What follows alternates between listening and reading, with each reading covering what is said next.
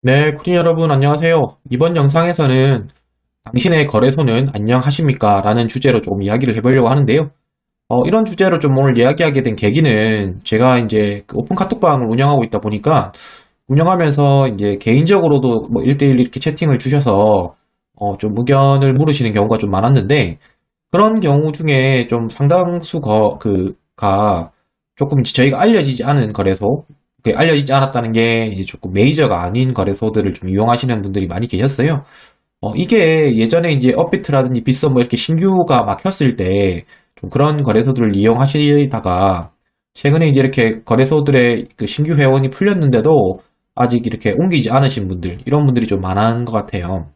그래서 이제 이번 영상을 통해서 조금 내용을 접하시고는 그런 케이스들이 좀 많이 사라졌으면 하는 바람에서 이번 영상을 제작하게 되었습니다. 그래서 이제 당신의 거래소는 안녕하십니까? 라는 주제로 좀 얘기를 해볼 거고요. 본격적인 내용을 시작을 해보도록 하겠습니다. 그래서 이제 오늘 기사로 조금 그 얘기를 드리려고 하는데요. 이게 이제 제목을 보시면 아시겠지만, 자, 무승부로 하지 않을래?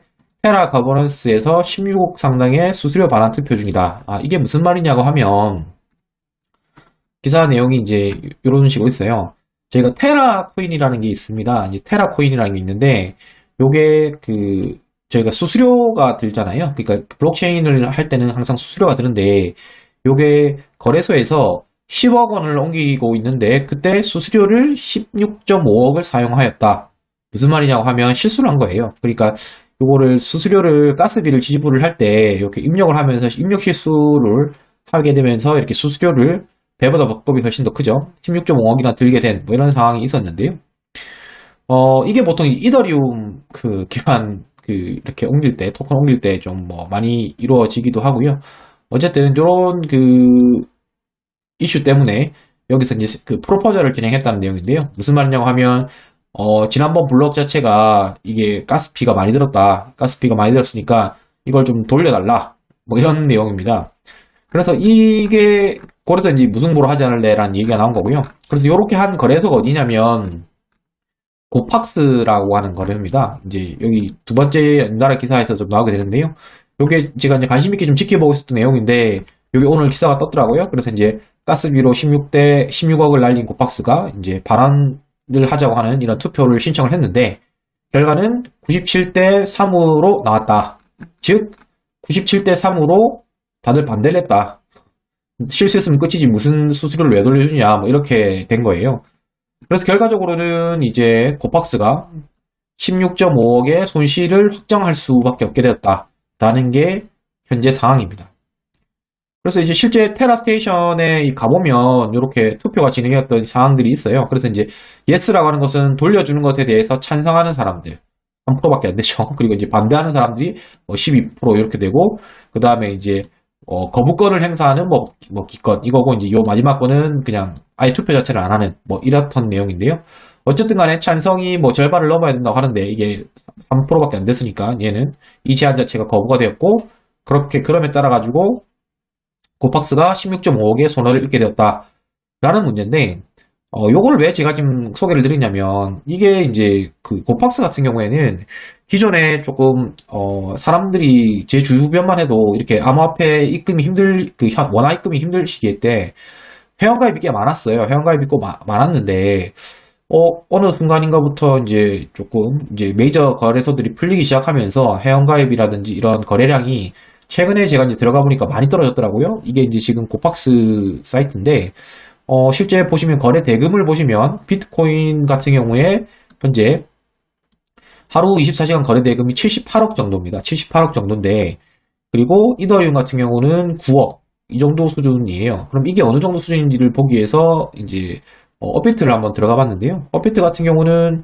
이제 24시간 거래 대금이 830억, 그 다음에 이더리움 같은 경우에 225억 이 정도 수준이니까요.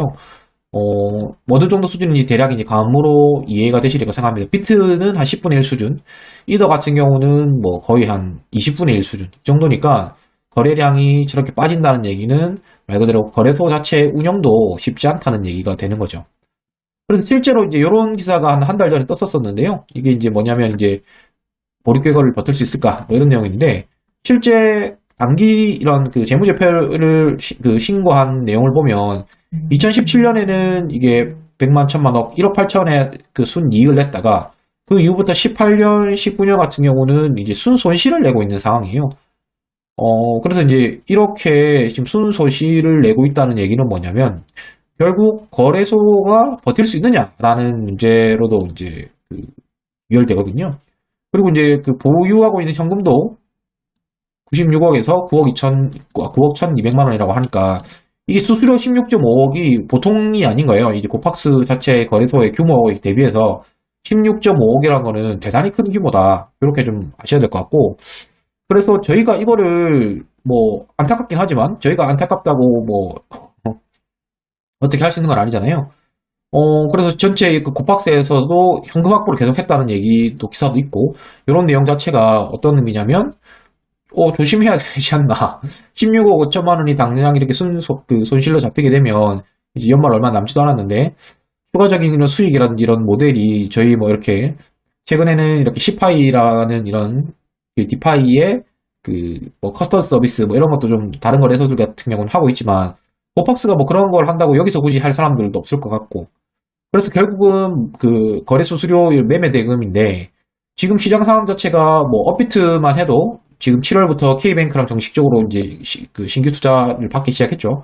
그러다 보니까 굳이 고팍스를 이용할 사람들이 있나 하는 생각이 들어요. 그리고 이제 저희 나라에 우리나라에 있는 거래소들이 우후죽순으로 생겨나다가 점점 이제 정리가 되는 수순이거든요. 그래서 뭐 업비트, 빗썸, 그다음에 코인원, 그다음에 코빗 이렇게가 뭐 4대 거래소라고 저희들이 또 벌집 계좌가 아닌 것들이라고 하는데요.